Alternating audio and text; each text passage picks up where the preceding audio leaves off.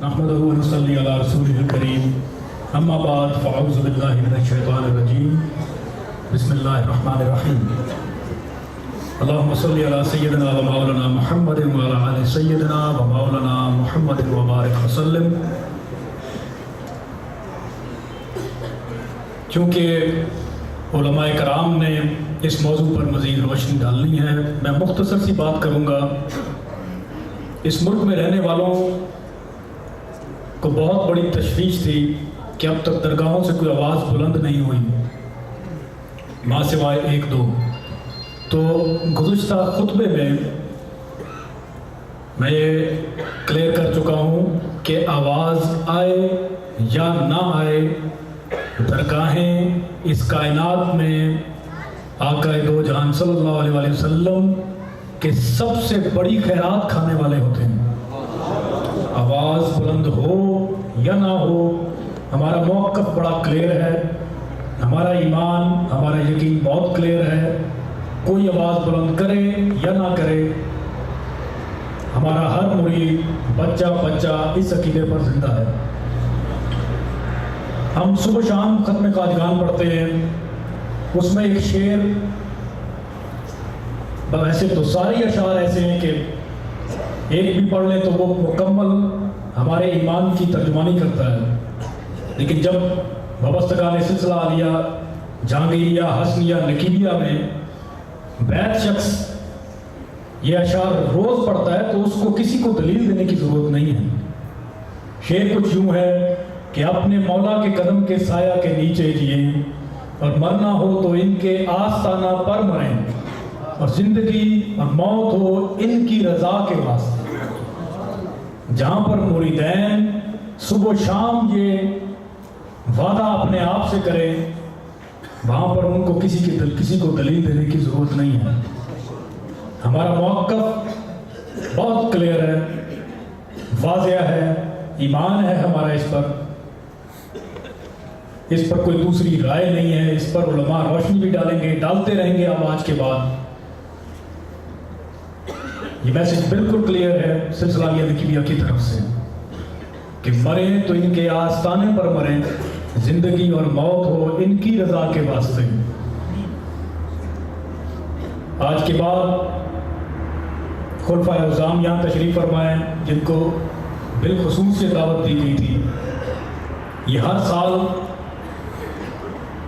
ہم اس پروگرام کا نام جشن عید میلاد النبی رکھتے ہیں، لیکن آج کے بعد یہ ختم نبوت صلی اللہ علیہ وسلم کانفرنس کہلائے گی. وہ اسی لیے کہ دنیا بھر میں یہ میسج ہی بڑا کلیئر چلا جائے. میلاد تو ہے، جشن تو ہے ہی ہے، ایک میسج، ایک بات ہی لکھا ایسا چلا جائے، ختم نبوت صلی اللہ علیہ وسلم کانفرنس. لہٰذا ایک اور اعلان ہے جو اس محفل کی مناسبت سے میں نے اس سے قبل بہت سارے میسج کروائے سجادہ حضور کی اجازت سے، بذریعہ فون اور اب لیٹرز بھی جائیں گے، کہ پاکستان بھر میں جہاں جہاں بھی خلفائے اعظام ان کے مریدین، ایک بڑی پیڑھی ہے ان کی، اب تو بہت 6-7 پیڑھیاں جا رہی ہیں، اپنی اپنی جگہوں پر جشن عید میلاد النبی منعقد کرتے ہیں. آج کے بعد وہ پورا مہینہ ضرور منائیں گے، لیکن اس کانفرنس کے لیے صرف مرکز کے اندر آئیں گے.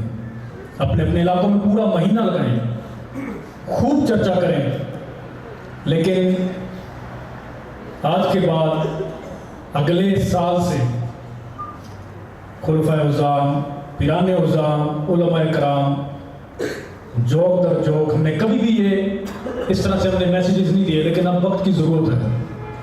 ایک سازش ایسی ہے جس کو ہم نے ناکام بنانا ہے. کیسے ہوگی؟ جیسے آج ہم کر رہے ہیں، ایک جگہ پہ اکٹھے ہو گئے.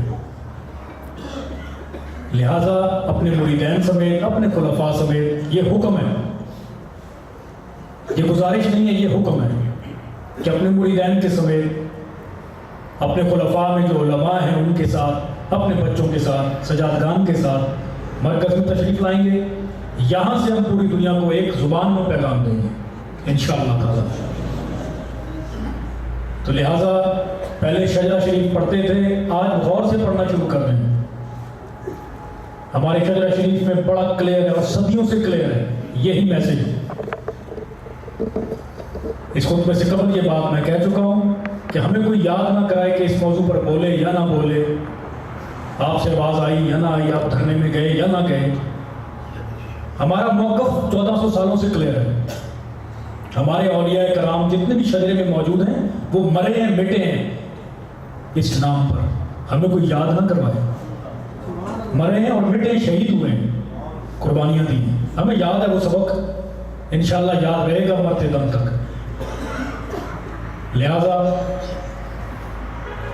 ایک جگہ، ایک وقت، ایک زبان ہو کر یہ سب کام کرنے ہیں آج کے بعد۔ لوگ کہتے ہیں صوفیاء کرام نے یہ میسیجز بڑی نرمی سے پہنچائے ہیں، بڑے امن سے پہنچائے ہیں۔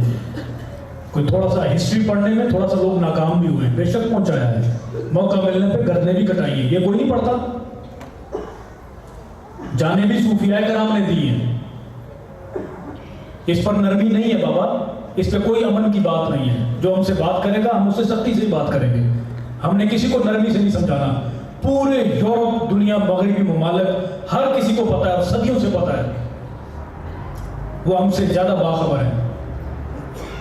جب صلیبیوں کی جنگ ہوئی تھی صلاح الدین ایوبی کے دور سے، وہ ہم سے بڑے اچھے طریقے سے واقف ہیں، ہم کون لوگ ہیں، ہم کس نام پہ مرتے ہیں، مر جاتے ہیں، بالکل جان پیش کر دیتے ہیں۔ تاریخ پڑھیں، یہ نہیں ہے کہ مغرب جانتا نہیں ہے، ان کو پتہ نہیں ہے، وہ باخبر نہیں ہے، ان کو پتہ نہیں ہے مسلمان کی دکھتی رگ کیا ہے، سب پتہ ہے ہمیں۔ ہم سمجھائیں گے، کوشش کریں گے کہ وہ علم کے ذریعے ہماری بات مان جائیں۔ بالخصوص اب تو معاملہ آپ کے ملک کے اندر آ گیا، اب آپ کو ملک کے حکمرانوں کو بتانا پڑ رہا ہے ختم نبوت ہے کیا۔ لہذا غیروں کو پھر بھی سمجھا لیں گے پیار سے، کوئی بات نہیں، اپنوں کے اوپر ڈنڈا بھی چلائیں گے۔ ان کو تو پتا تھا نا، سب پتا تھا انہیں، کوئی نرمی نہیں اس میں۔ لہذا اس کے علاوہ ایک گلا شکوہ جو میں 2-3 دن سے کر رہا ہوں، ضروری سمجھتا ہوں کہ یہاں پر بھی یہ بات کر لی جائے۔ میرا سب سے بڑا گلا ہم دونوں کا یہی ہے، مسلک کی جنگ، مسلک کے اختلافات اپنی سائڈ پر، ہم امت تو تھے نا، کلمہ گو تو تھے۔ کیا یہ مسئلہ صرف اہل سنت و جماعت کا تھا یا پوری امت کا تھا؟ پوری امت کا تھا۔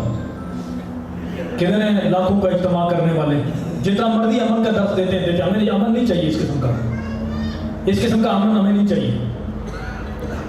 لاکھوں کا اجتماع کرنے والے کہاں ہیں؟ کیا اہل سنت و جماعت سے تعلق رکھنے والے بریلوی، کیا دیوبندی حضرات، کیا اہل تشیع، کیا اہل حدیث وہابی؟ مسئلہ تو ان کا بھی ہے نا، کیوں چپ بیٹھے ہیں؟ کس مصلحت کے تحت؟ کیا مصلحت ہے؟ ذرا ہمیں بھی سمجھا دو، تم چپ کر کے بیٹھے ہو کیوں؟ بول رہے ہیں تو یہ لوگ بول رہے ہیں کیوں؟ یہ ٹھیکیدار ہیں، آقا دو جان صلی اللہ علیہ وسلم کے عشق کے یہ ٹھیکیدار ہیں۔ پھر ہم سمجھ لیتے ہیں کہ ہم ہی ٹھیکیدار ہیں۔ اپنے پیچھے چلنے والوں کو دھوکے میں نہ رکھیں، امت بن کے چلیں۔ باقی مسئلے ٹھیک ہے، اختلاف رکھتے ہیں، کوئی چلتا ہے نہیں مانتا، کوئی بات نہیں۔ یہ مسئلہ تو سب سے بڑا مسئلہ تھا، یہ تو قبر کا مسئلہ ہے، یہ تو شفاعت کا مسئلہ ہے، یہ اس کی بات ہو رہی ہے، کسی پرائم منسٹر کی بات نہیں ہو رہی ہے۔ مجھے کیوں نکالا یہ نہیں کہا جا رہا، یہ بات ہے کائنات کے دھولا کی، جس کی وجہ سے یہ ساری کھیل بنی ہے۔